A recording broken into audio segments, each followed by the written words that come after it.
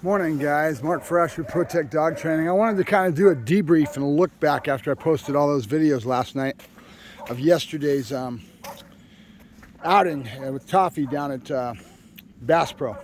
The first thing I think I should need, and I would have put on it if I would have been smart enough to think ahead of time, this is what this is all about. It's kind of debriefing the things that could have gone better and that I should have done in a different way, but is to tell folks that don't try this at home, okay?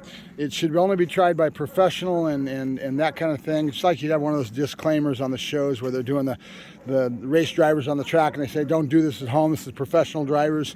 That's the bottom line. I've been doing this for a lot of years and I'm taking a risk when I do what I did, you know? There's gonna be a lot of people that probably put a negative behind it, you know, and saying this guy's a nut and he shouldn't be doing this and give a negative in my direction, which they'd be right to a certain degree. Right? Now the things that were done wrong. First off, remember that I'm working in a neutral lab. Okay, this is my area out here in behind the place where I'm working on the field in front.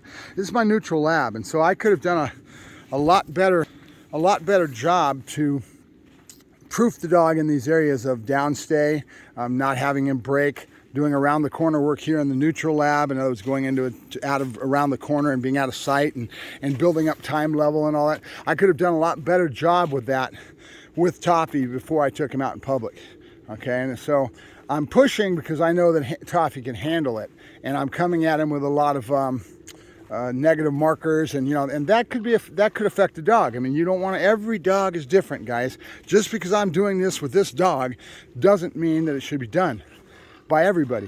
It doesn't mean it should be done to every dog. I mean, every dog is different, and the decisions that you make are in the moment because things change so fast in dog training. I mean, the dog's emotional state of mind can go from one place to another and nothing flat. How you react to that and how you deal with that is part of being a professional, because I don't have to think about this. It's in my instinct. It's in my gut. I've been doing this since I was 12 years old. Okay, that's the added advantage I have over you. Okay, so you got to remember that this stuff is done from somebody that's been doing this for a lot of years. I can read that dog's body language and know what he's thinking before he does it half the time, right? Now, the other thing, and the big mistake I made yesterday, is I'm sitting here yakking at this phone. And so because of that, my concentration and my state of mind myself is into talking to you guys and verbalizing some concepts to you, and it's not my mind is not in the middle. That comes from horse riding, from riding broncs and things. It's an old cowboy saying. It says, mind in the middle. If you don't want to get thrown off, you've got to have your total concentration and mind in the middle of that saddle, or you're going to get thrown off the horse, okay? So that's where that comes from.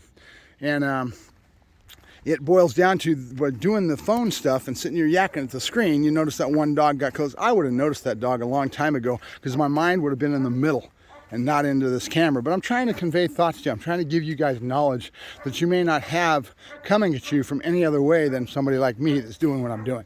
Okay, so I'm going to take this series of videos that I did yesterday with Toffie. I'm going to put it all in one little lump, and I'm going to give it a name, Toffie BassPro or something like that, whatever, out around the corner work, or whatever we're going to call it.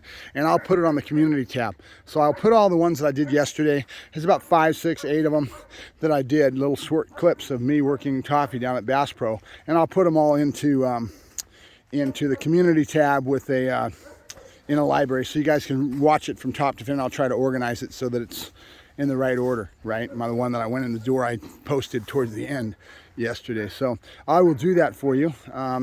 That's pretty much it. I can't think of much else. That, you know, there was a lot that I was doing because, again, I didn't proof it at home. I didn't work the dog through it, and I could have had more success instead of failure. Remember, when you put pressure on a dog, it's going to affect that dog. You want to always lead towards the slant side of success, and you take your time. You're very methodical, and you do things with a lot more diligence, due diligence. You don't have to do what I did yesterday.